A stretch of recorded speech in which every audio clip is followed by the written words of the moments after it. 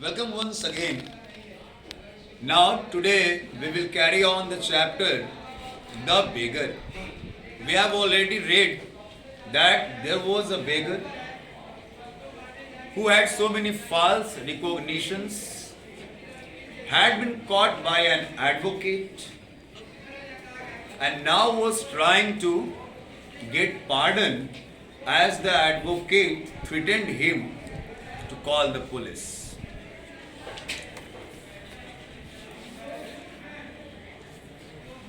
What can you do? You ask what you can do, cried Sergei, coming close to him. Work. That's what you can do, you must work.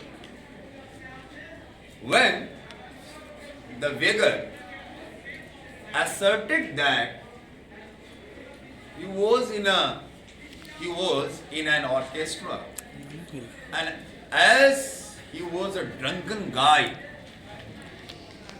habituated of drinking, he had been thrown out of that orchestra, and now he was jobless and he could do nothing to earn his livelihood. The advocate scolded him. Do other work? What problem? No problem. If you had been driven out from your job, you could do other jobs. You can work as a laborer and you can earn money.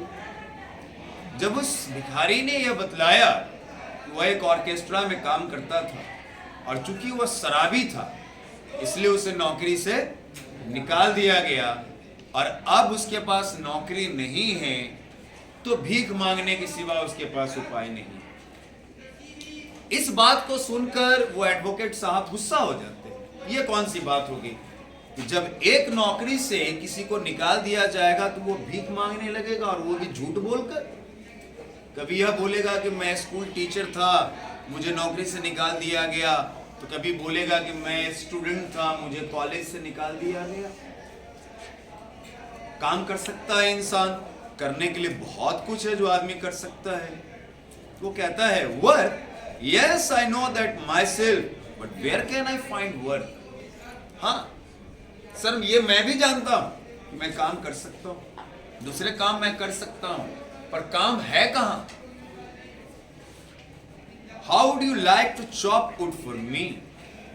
ये advocate साहब लग रहा है जैसे एक social reformer है। Social reformer. मैं कहानी सुनाता हूं अपने भारत के एक बहुत बड़े सोशल रिफॉर्मर की, ईश्वर चंद्र विद्यासागर। नाम शायद आपने सुना।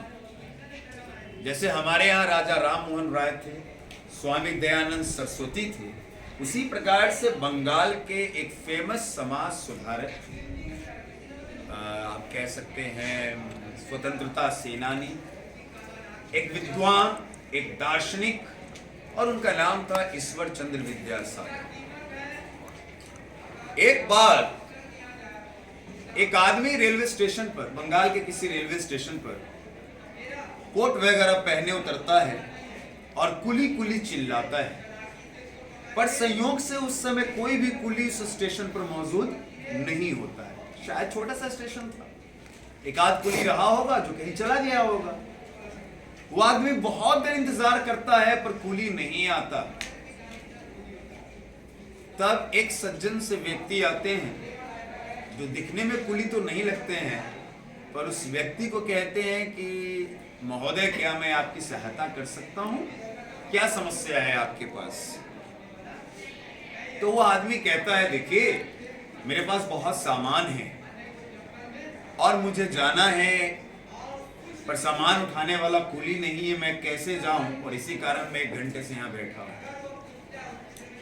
तो ईश्वर चंद्र विद्यासागर उस आदमी को कहते हैं, क्या मैं आपकी मदद कर सकता हूं? वो आदमी कहता है, तो मेरी मदद तो यही है कि मेरा सामान ढोने वाला कोई नहीं है। तो ईश्वर चंद्र विद्यासागर कहते हैं, कोई बात नहीं, मैं आपका सामान उठा लेता हूँ। और वो सामान उठा लेते हैं। कोई बहुत भारी सामान नहीं होता है, उठा लेते हैं और उस आदमी के साथ चलने लगते हैं। उस आदमी से पूछते हैं कि महोदय आपको कहाँ जाना है? तो वो आदमी कहता है, मुझे ईश्वर चंद्र विद्यासागर से मिलने जाना है। क्या आप उनको जानते हैं? ईश्वर चंद्र विद्यासागर कहते हैं, हाँ मैं उनको जानता हूं, मैंने उनका घर भी देखा है। चलिए मैं आपको उनके घर ले चलता हूं। सामान लेकर वो अपने ही घर जाते हैं। जब घर के अंदर जाते हैं, सामान रख देते हैं और तब उस इंसान को कहते हैं, कहिए क्या कहना है, मैं ही हूं ईश्वर चंद्र विद्यासागर। वो आदमी काफी आश्चर्यचकित हो जाता है और काफी लज्जित भी होता है। तो ईश्वर चंद्र विद्यासागर कहते हैं कि देखिए, अपना काम करने में कोई बुराई नहीं है, आप अपना सामान खुद भी उठा सकते थे, इसमें कोई बुराई जैसी बात और शिकायत जैसी बात नहीं। तो शायद इस कहानी के जो एडवोकेट सरजई हैं, नहीं, वो भी शायद ईश्वर चंद्र विद्यासागर या राम मोहन राय या स्वामी दयानंद सरस्वती जैसे लग रहे हैं कि उन्होंने शायद समाज को सुधारने की वीरा उठाई। और बेटा सच में किसी का दोष निकाल देना बहुत आसान होता है। It is very easy to find fault in anyone. To scold him is also very easy. उसको डांटना डपटना ये भी आसान है, पर it is very difficult to transform him और हर into a good one. And it is better to scold them, it is better to curse them,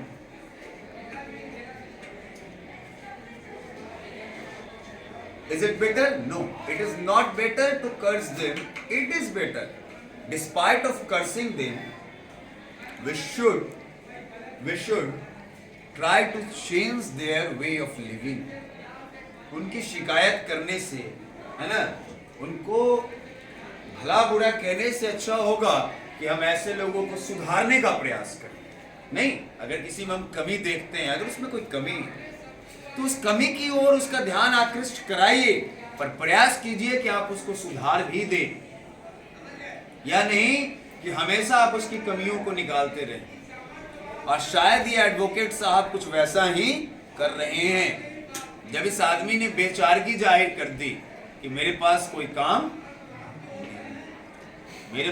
काम नहीं है, तो उस एडवोकेट साहब ने कहा कि क्या तुम मेरे लिए लकड़ियां चॉप कर दोगे? I would not refuse to do that, but in these days even skilled woodcutters find themselves sitting without bread.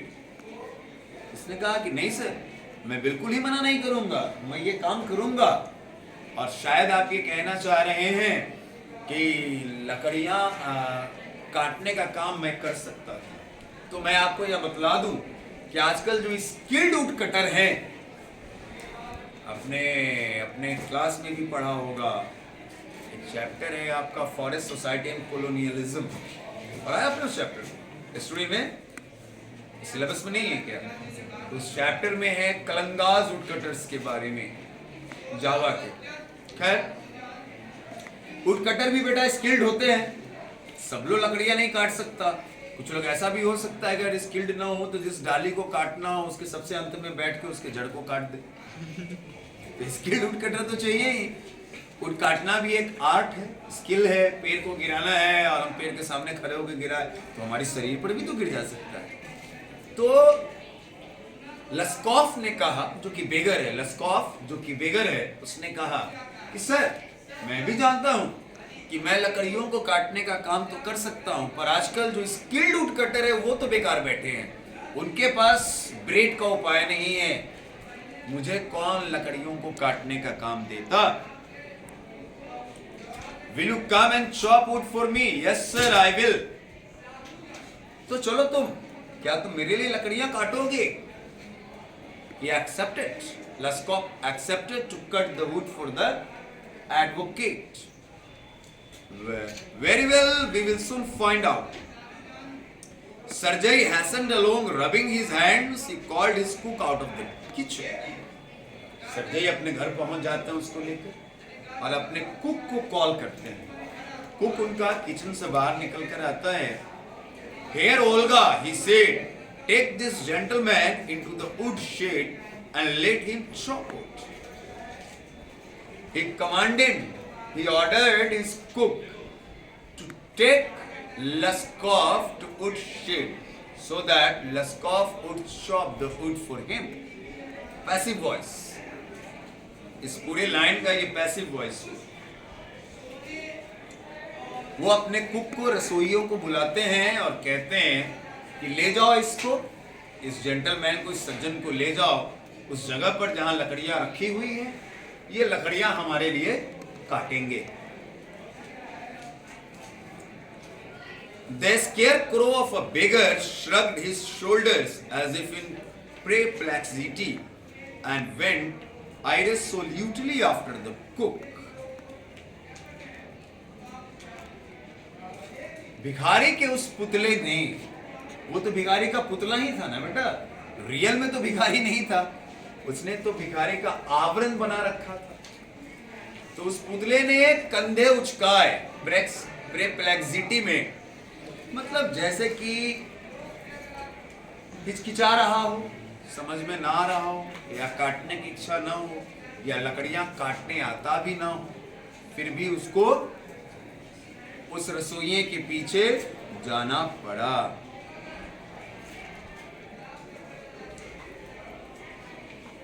It was obvious from his gait that he had not consented to go and chop wood because he was hungry and wanted work, but simply from pride and shame and because he had been trapped by his own words.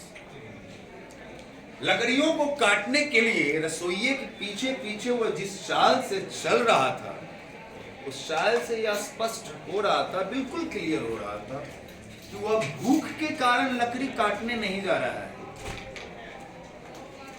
एक तो वो अपनी बातों में फंस चुका था कि मुझे काम देगा कौन, और दूसरा उसे शर्मिंदगी भी थी कि उसकी चोरी पकड़ी गई थी, वो आलसी बनकर भीख मांग रहा था। तीसरा, वह साबित भी करना चाहता था कि वह मेहनत करके पैसे कमा सकता है। पर इन सब के बावजूद सबसे प्रबल बात यह थी कि वह काम करना बिल्कुल नहीं चाहता था, जो कि उसके चाल से बिल्कुल दिख रहा था। It was obvious too that his strength had been undermined by vodka and that he was unhealthy and did not feel the slightest inclination for toil.